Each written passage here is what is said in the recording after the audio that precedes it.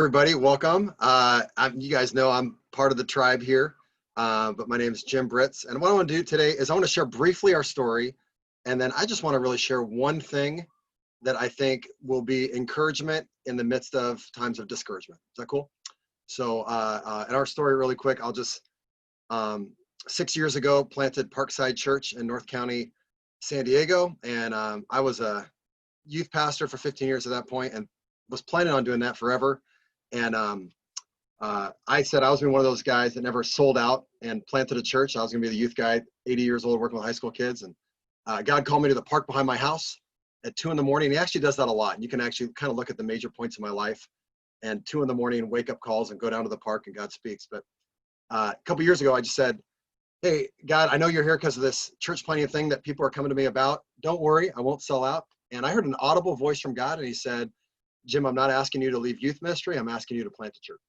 And that's where the birth of Parkside came. And if you like parks, you love Parkside. Unashamedly all about the next generation. And our first 4 years, just awesome, really, really cool. And tons of baptisms. And we planted 4 churches in those 4 years. We had a big multiplication theme from day one.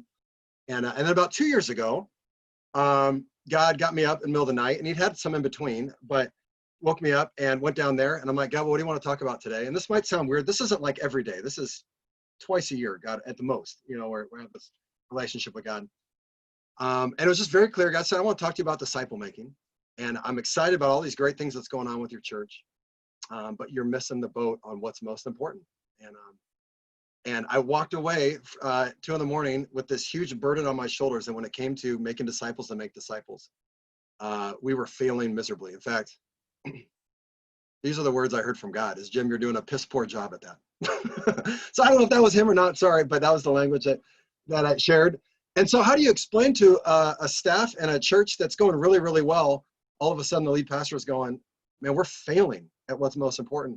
And started reading lots of books on disciple making, more books probably in that season than ever before in terms of just any kind of books. And 9 months into that, I read my first disciple making book outside of the United States, and some stories of what's going on in other parts of the world, and just got addicted to movements.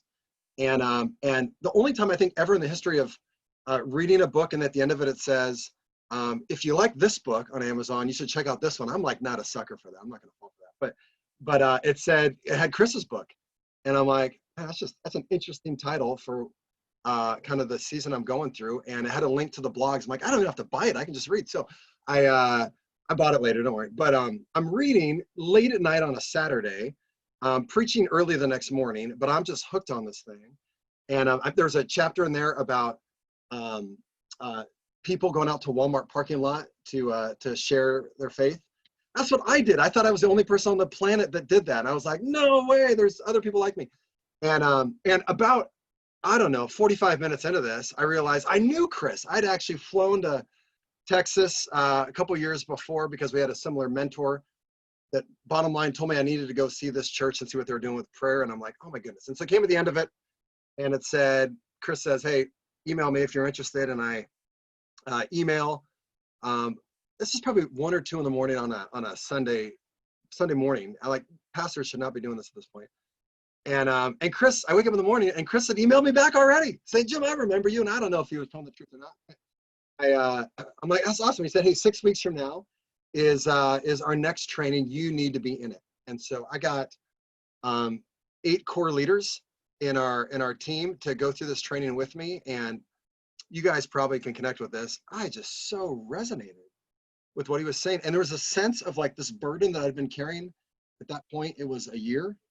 It was like, okay, not that we're doing anything yet, but what I've been carrying, this is the answer to it. And I actually felt lighter as we were going through this training. And our team was so excited, like, we got to do this, and started mapping out things. And I just say this, so that was a year ago. And if you would have told me a year ago where we're at now, a year later, after passionately pursuing DMM movement stuff, I probably wouldn't have started because I would have been discouraged by what was said, or I would have thought, man, I am massively failing at what we're doing. Pastors like to, well, at least this pastor does, likes to exaggerate on the high side I don't know if you guys ever do that, but just for a moment, let me exaggerate on the low side. So it's not as bad as I'm going to say here. God's done some really cool lasting fruit, but maybe some of you guys can resonate with some of this stuff, or if you've been doing it for a while, or you're just starting, you might down the road. So for us, all the people that went through that training with me, there's one guy that's still walking with it. The others that would say, "Hey, we're DMM fans," but definitely not tracking with it anymore. We got super excited about reaching this very, very pipsy apartment complex called Las Palmas, and some of my friends here are like, "Yeah, you've heard me talk about it." This crazy story of how God led us there, and man, we were just positive there was going to be hundreds of baptisms in that apartment pool, and we prayed, I don't know, hundreds of laps around this place, and found all these potential persons of peace that we called persons of peace long before they should have been, and saw some traction, and COVID came, and it just felt like the traction just died, and it was painful, and then it was like, I don't think we're okay to even go over there. Training people, man, so excited. I thought I'd have our whole church trained a year from now, easy, no problem. And every training's felt like we've got a lot of people that have buy-in because of Jim, and by week 6, man, it's a fraction of the people that started it, and discouraged in that. Man, I just thought my leadership board, which is all about multiplication, right? We were planting a church a year at least, would be like, man, this is how you reach a city.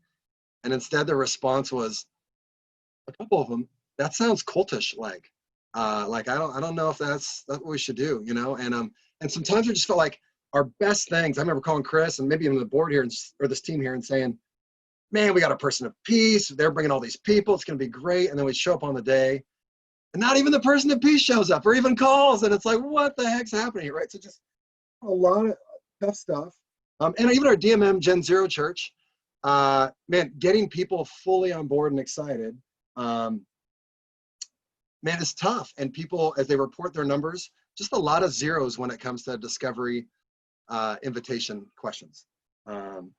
So I just asked this. Anyone resonate with the second part of my story at all? That's helpful. So yeah, the sense of, man, so hearing it and going, man, let's go. And then a year in and going, it's been really, really difficult. And there's lots of reasons for, I think, motivation for why we'd want to go on this journey.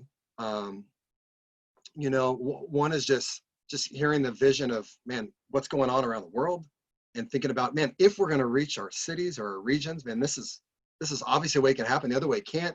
Also could just be kind of fed up with some issues with the North American church. And it's like, this is a better way to go. And shoot, read the Bible. This is what it tells us to do, you know, and you get passionate about these things. I would just say all this. All those are great. For me, the biggest thing, in fact, Chris says this a lot in the training. I don't think we talk about it so much in the coaching. And I think we probably just need to, because maybe even more important, is the reason to do this is because God told you to. And if that's not the foundation of this whole thing, like, you know, if none go with me, I won't sing, but still I will follow, you know, this sense of going, man, even if this crushes my church, even if the people I thought would roll don't, even if, man, I look like a fool, God, you told me to do this, and so I need to do it. Francis Chan talks about the difference between even if people and only if people. You know, I'll do this only if all these things fall in line, only if these people come in line, only if my board says yes. But I think we're supposed to be even if type followers, and especially in this DMM journey, right? I'm doing this even if it doesn't go as I planned. I'm going even if every potential person of peace ends up just being a W. They won't even open up their oikos. They just were friendly. That's it. And so here's what I could say for me. A year in, while I've not seen the traction that we hope would see, and man, in our church planting world, man, I've just seen growth and growth and growth, and have not experienced that in DMM. I am more passionate that this is what God's called us to than ever before, and more all in with what we're called to do, and it all falls back to because it is so clear from God. He said to do this, and so it's going to be difficult, but we got to keep on going. So let me walk through what this looks like a little bit for me in terms of, hey, knowing that God's called you to this and really having your motivation built on that rock. And I think that needs to be built over and over and over again, not just a one-time thing that keeps on happening. So I was sharing that for a lot of people in our group, their number for discovery, group invitations was 0 a lot of weeks, which is like, that's the same as anybody else not doing anything. Like, come on. And so I called Chris and just said, hey, what do you do? And Chris said, actually, they found that they had a similar issue. And I was like, what? Oh man, I thought yours was perfect. And he said, here's what we found is when we come together and do it together, the numbers go way up. And when we do it on our own, the numbers go way down. And so we've been doing our Gen Zero church in our house and said, we've got to move this to the mission field. And so we're like, well, I think we go to Las Palmas because that's where we should go. But then that annoying passage that we've all gone through 100 times, if you've taught people in this, of Luke 10 and Matthew 10, if the people don't respond, dust your feet. And I'm like, shoot, we gave 9 months of this place, and maybe you're supposed to go back there, but at least should be open to, maybe that was a training place. And we saw people come to Christ there and some neat things. But so there's always a second place that I felt like maybe God would want us to go. And so last Friday, I went prayer walking. I think that's one of the ways you figured this out. And I was just really like tough with God. And I don't know if you're supposed to be like this, but I just said, God, hey, if we're going to go after this in this new neighborhood, you need to do some things. First of all, I need like all kinds of signs. And I read into stuff all over the place. But so God, that's going to be a softball pitch for you. That's easy. But also, I'm going to need, just in my walk this afternoon, several potential persons that are just like dropped in my lap. Like, you got to show me this is where you want me to be. So last Friday, I go out and park the car, and I'm walking, and there's a park that I didn't even really know about right around the corner from where I parked. This is extremely Pipsy area. Remember, our church is called Parkside, and I'm like, how the heck are we trying to do stuff without a park? Oh my goodness, this is who we are. And the park's called Luz Duran, which is lasting light. I'm like, that's kind of scriptural. And walking some more. The apartment complex right next to it is Casa Celeste, which is Heaven's house. And I'm like, all right, and it's pipsier than the place we were at before. I'm like, these are signs, God, but you know what? They were that already. I'm not moving our whole team to this place. Oh, we were looking for picnic benches with shade because we have a couple older people that need the shade. I'm like, that's not good enough, God. What park doesn't have a bench with shade? And I'm walking along, and there's a lady with her daughter, it's like 6 or 7, and her dog. And so I just go, hey, I'm walking around the neighborhood. Can I praying? Can I pray for you? And she just breaks down on the spot and just goes, you want to pray for me? Yeah. I go, yeah. You have a faith background?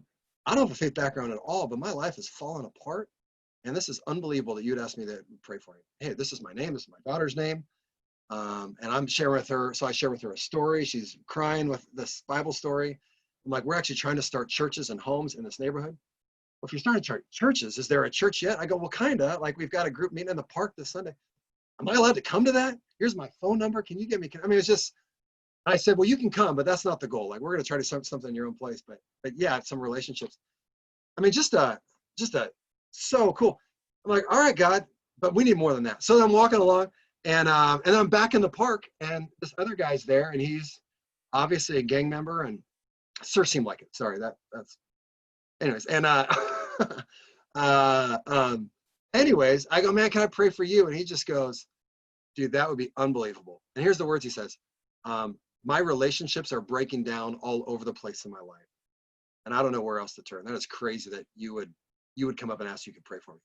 And my favorite story to share is the 10 lepers, and so I shared that with them. And I said, in the story, did it seem like this guy got encountered, all 10 got encountered with God, but only one really turned back for more? And he said, yeah, it seems like that. I said, is it possible that God was hearing you and he brought me to you today? And he said, I think it's totally possible. And I said, all right, are you the 1 or are you the 9? Oh, dang it. Well, I want to be the 1. All right. So he gave me his number, gave me his address. He said, you knock on my door if this doesn't happen. And we're connecting and going forward with that. So, and then we went on Sunday and several more. And here's one of the beauties of this, of you've got to do your DMM Gen Zero Church among the lost. So we'd go out there separately, but just meeting there. So we're at this picnic bench in the shade, and there's this kid named Matthew that's a high school kid sitting there. There was never some random high school kid sitting in my living room, but there was here. And so, hey man, you want to come do a Bible study with us? Yeah. And this kid's so connected to the community, and he's like, hey, you think God could use me to reach my family? Man, we had several other potential persons of peace conversations. And so anyways, my whole team, one of the guys said this, and no one had ever said this before without me like getting them to say it. He said, Jim, I think I'm supposed to come out here during the week like and do this on my own. Yeah, I've been telling you that for a long time, but the first time I think just being there, and like this being like, this is a weekly thing we're gonna do was so huge. So our whole team is convinced, right? We're doing it. And if the team gets smaller, that's okay. Hey, we're part of this. So my encouragement would just be, hey, is your reason for doing this? It could be a lot of things, but is it the foundation of it?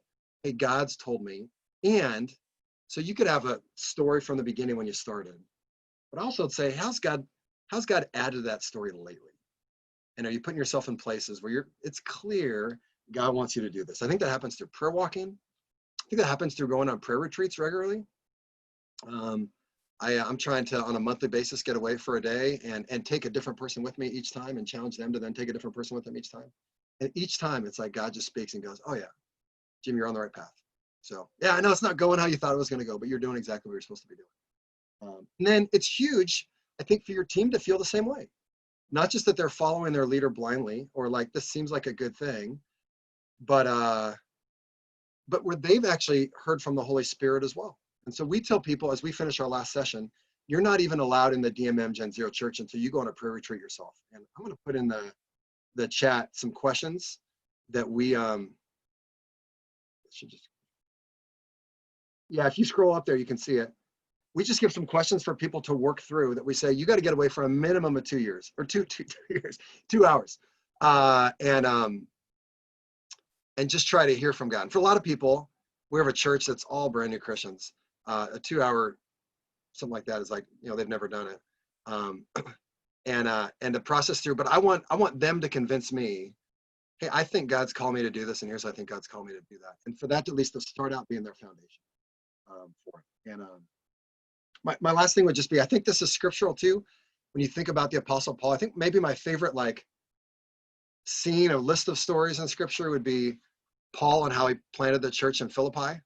And you just think about it, like, he wanted to go everywhere else and God keeps stopping him and then sends this guy in the middle of the night from Macedonia, that Paul wasn't in Philippi necessarily because that's where he thought was the place he should go. He was there because God told him. And then he's on his route to go pray somewhere, and that's where he finds Lydia, a person of peace. He's on his route again to pray somewhere else, and that's where he finds this demon-possessed girl that I think's a person of peace. And then he's in prison praying in the middle of the night and singing worship songs, and that's where they find their next person of peace. And so it's not just, multiply extraordinary prayer because, hey, that's what brings about movements. I think it's what we need if we're not going to give up. The God's got to keep on speaking into our lives. So I wanted to end before we break in our groups, just to have some mutual encouragement on this. And I'd love answers, let's say no longer than 30 seconds. So it's got to be quick. How has God told you to, let's just use like 4 or 5 people, so this won't go for a long time. How has God told you that you're supposed to do this? Like if you had to share your story, and it could be specifically why DMM or why you're in the specific place that you're at doing DMM. But just so we get some other examples of how God speaks to us and how that can be the foundation of what we're at. Because I think all the good stuff happens if we last for a long time, and the devil wants to do everything we can to stop us. And so, man, we got to be encouraged regularly that this is God telling us. So anyway, anyone want to share briefly, or if not, we'll go to groups. But anyone have quick stories to share?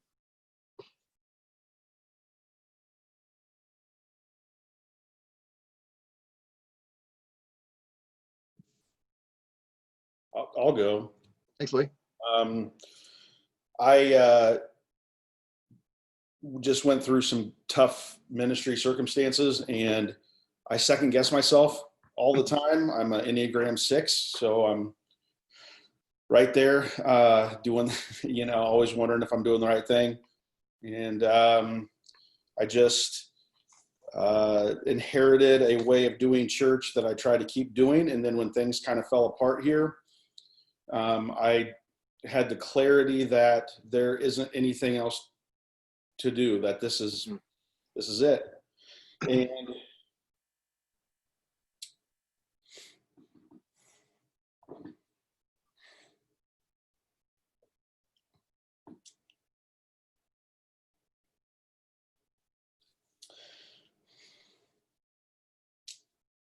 Louis, I feel the exact same way. And the exact moment you're having now, I've had so many times. God, I'd rather not do this. What you tell me to do, but I have to because you've told me to. Yeah, I mean, there's nothing else. This is it, Hmm. And so it's just been that clear to me, even though on paper it looks like a pretty big failure so far. I just don't. I've never felt more confident in what we're doing or where we're headed, but Hmm. It certainly doesn't feel like I'm the next Andy Stanley. So anyway, sorry to get emotional. That's awesome. Thank you for sharing.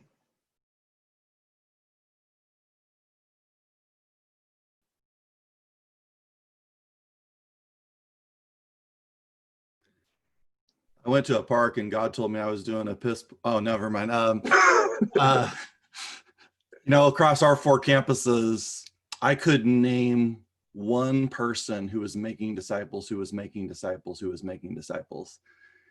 And God just moved on my heart in a similar way as you, Jim, and just said, this isn't what I called you to, and made it crystal clear. And so we just did a complete turnaround and are leading the church 100% into what God's told us to do. It's cool.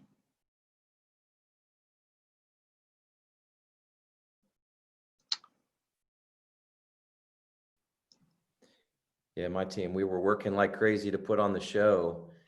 And of course, our tagline had something about making disciples in it, right? That's what most churches have.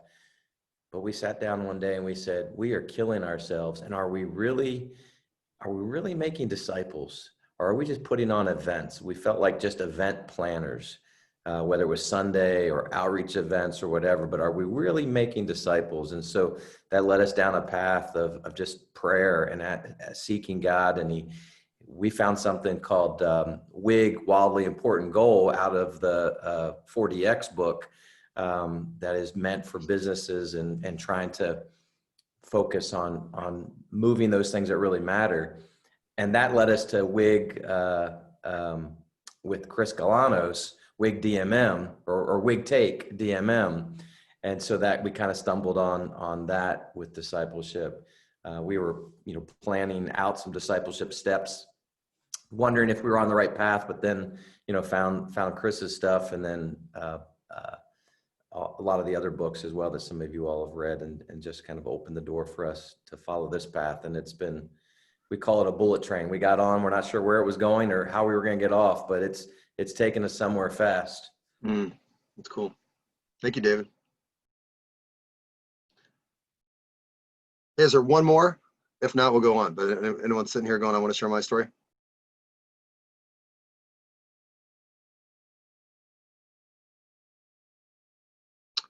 Awesome. Well, hey guys, thanks for letting me share today. And yeah, I love doing this with you. And honestly, I've been for a year with some of you guys every Wednesday, and I've just found if I don't have weekly being in community with others that are on the same crazy road, I couldn't do it. So you guys I'm so grateful for doing this journey with you guys. So thanks. All right. So Chris, you're gonna break us in groups, and we got the questions. And oh, is there some questions here on the side I should answer? There are questions out in. I will not sing anymore. That's yeah, we don't sing in the park. We haven't done that yet. What does your one-day prayer retreat look like? So I usually get away to, there's 45 minutes away is a mountain, and I try to go there and take someone with me, and I kind of walk them through the day, and I just say, we're gonna get up there and you're gonna have 6 hours on your own. I'm gonna ditch you. And I don't tell them that till I get them in the car. And I like to say I don't have much of an agenda. Once I get up there, I'll start by just journaling how I'm doing in life since last month, and then I'll start writing down questions that I would, God, if you'd be so inclined to answer my questions today, here's some questions that I have for you, and I've got the time to listen today. Whereas other days it feels like I'm just having time with God, but then rolling. And then there's not much of an agenda. I'm reading through the Bible in a year, and so I will do that normal thing, I'll bring some books that I'm connected with, that I'm reading at that time, and I'll only pick it up. I feel like God tells me to, or I feel like maybe he's wanting me to. Bottom line is just the time to slow down. And man, it's a lot of journaling. I do conversational prayer where, so big J is Jesus, little J is Jim. And I go back and forth. And man, God, that's been really powerful for me too. So anyways, I'd say just a lot of journaling, a lot of listening, not being in a rush. And then my favorite part is then, the person I came as I dumped him off 6 hours later, I go, let's go home. And the 45-minute drive back and hearing what God spoke to them and how it spoke to me. And there's a massive discipleship in that. And if you take 12 people a year to go do this and you challenge them to once a quarter do that and do the same, man, the numbers get gnarly really, really quickly of how many people you can disciple in prayer retreating. So hope that answers it. It's not real specific. Have you moved your whole church to DMM now? No, we're not. My vision, my goal is every single person in our church will get at least their third invite to the training this fall. And after 3, I'm not going to keep on pushing them and if the ball's in their court. So tomorrow night we started another group with about 10 people, and I think we have 3 groups rolling kind of at once right now. And so my life group that I lead happens to be going through DMM right now. And my hope is I'm doing what Roy Moran talked about, which is lead from the back of the room. And so can we get enough people that are going, we're rolling with this, that the whole church takes notice and goes, hey, we're going to do this. Or there's a point where I go, hey, I'm just rolling with what I got.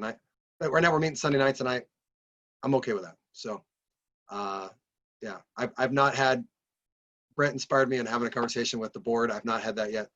But I think I need to lead from the back a little bit more and just keep on taking more people through it. And God is adding people to the team, and that's been exciting. So I think that's it.